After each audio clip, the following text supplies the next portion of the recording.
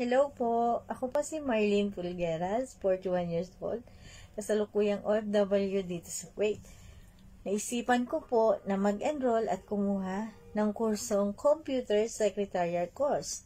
Under po dito ang Computer Literacy, PowerPoint, Excel, and Microsoft Word.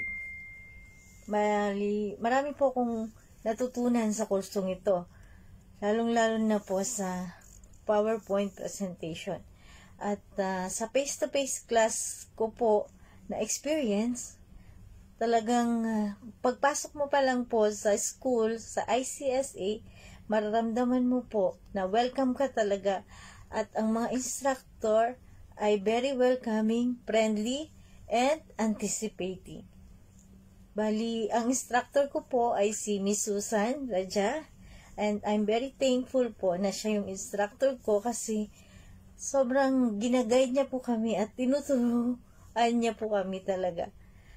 So, matyaga po siyang magturo at lagi ko pong sinasabi sa kanya na Ma'am Susan, maraming salamat po kasi shy type po talaga ako, mahihain ako. So, kulang po ako sa confident.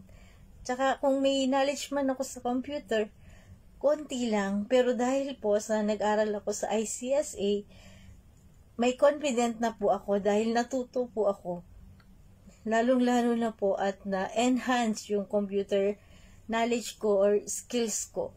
So, maraming salamat sa iyo, Ma'am Susan. At maire-recommend ko po ang ICSA sa aking mga kaibigan, katrabaho, or kakilala. At mahikayat ko po sila na mag-enroll at mag-aral din sa ICSA. More power po and God bless po to all the staff of ICSA. Thank you po. Salamat po sa opportunity.